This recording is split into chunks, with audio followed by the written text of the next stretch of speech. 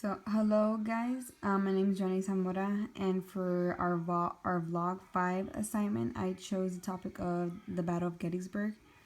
So, let's get started. So, the Battle of Gettysburg. The dates for the battle was July the 1st, 1863, and it ended on July the 3rd, 1863. So, the battle more or less lasted around 3 days. And where did it occur? It occurred in Gettysburg, Pennsylvania. So the Battle of Gettysburg was one of the many battles during the Civil War, and it was fought between the northern states, which was referred to as the Union, and the southern states, which was called the Confederacy. So around 23,000 casualties occurred out of the Battle of Gettysburg. Out of those 23,000, 3,155 were killed, 14,529 were wounded, and 5,365 were captured or either missing. So out of, you can say, those results, there was more soldiers wounded than they were killed. So who was commanding the Union? It was Major General George Meade, and the Confederacy was being commanded by General Robert E. Lee. So at the end of the battle, it was a victory for the Union, and it also ended any possible further attempts of Robert Lee to invade the Union, because he wanted to invade northern states. The Battle of Gettysburg is also often described as the war's turning point. On the second day of the battle, it was the largest and costliest out of the whole 3 days of the battle. The Battle of Gettysburg was by far the costliest battle of the Civil War, but not necessarily it was described as the largest battle. Gettysburg ended Confederate enslavement of free blacks from the North, and the battle led to the Gettysburg Address. The Confederacy forces, they were confident that Robert E. Lee was going to win the Battle of Gettysburg because he had previously won the Battle of Chancellorsville from Virginia.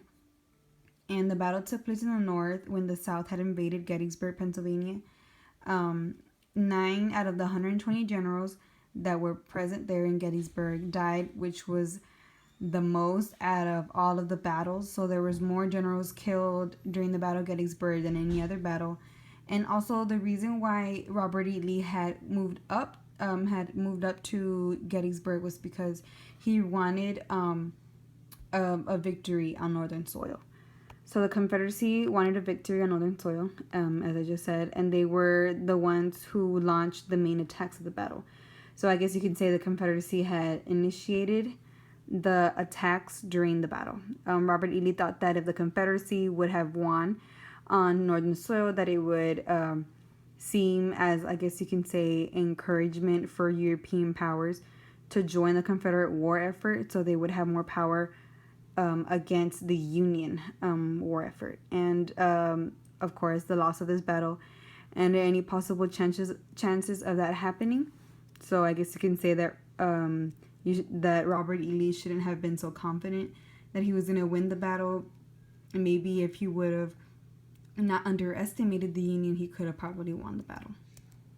So here you have a map of the Battle of Gettysburg. So, according to the legend, the red represents the Confederacy and the blue represents the Union. So, from previous battles, you can see here from Virginia, and they slowly made their way all the way to Pennsylvania. And you can see here where Gettysburg is located, hence the reason why it's called the Battle of Gettysburg. Okay. So I thought you guys would like to see a picture of the generals. So on the left, you have George Meade, and he was the general that was commanding the Union. And on the left, you have the general that was commanding the Confederacy. So in the end, the Battle of Gettysburg was classified as the bloodiest battle out of the Civil War battles. And it was concluded to be the war's turning point because it did end Confederate enslavement of free blacks from the North. And that was a huge step. That's the whole reason why the Civil War was occurring, to end slavery.